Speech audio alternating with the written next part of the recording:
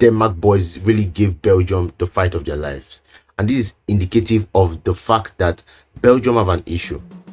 Now, let's get into this. What did Denmark versus Belgium teach us? First of all, Denmark could have equalized at any point during the end of the match. During the end of the match, it was all Denmark.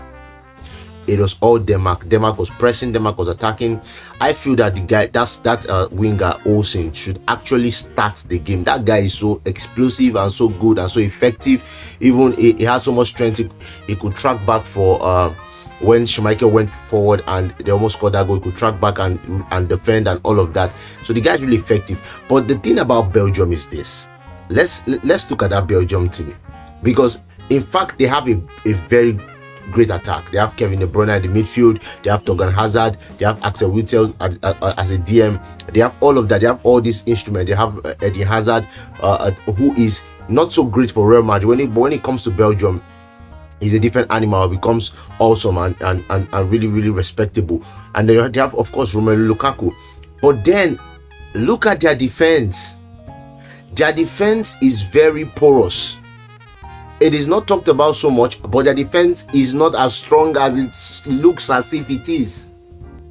We have Vertonghen and Adare. Now, Vertonghen is not the Vertonghen of before. And the combination of that defense, the 3-man that they played today against Denmark, was really, really ridiculous, especially at the end of the match. There were so much holes, so much spaces. So I believe that Belgium, to win these Euros, they have to fix their backline, or at least have a DM that can cover up for them.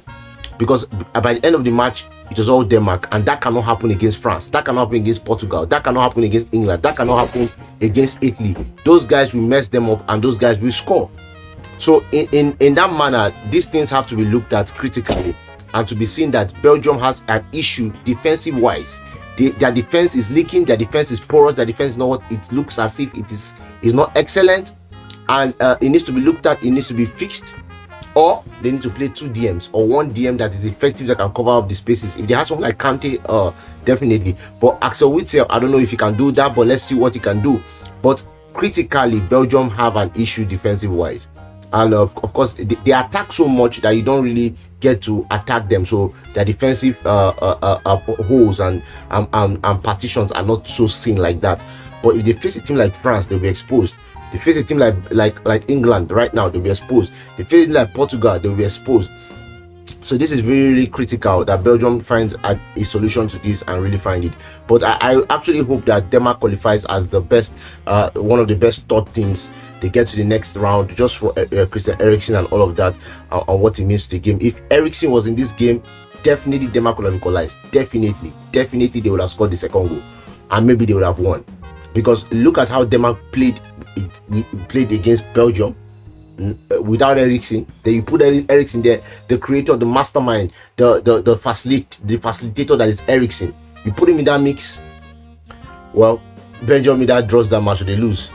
So Belgium needs to fix that defense, or need to fix the DM situation to cover the holes in the defense. But I don't see who is a world-class defender there, and their chemistry is actually terrible.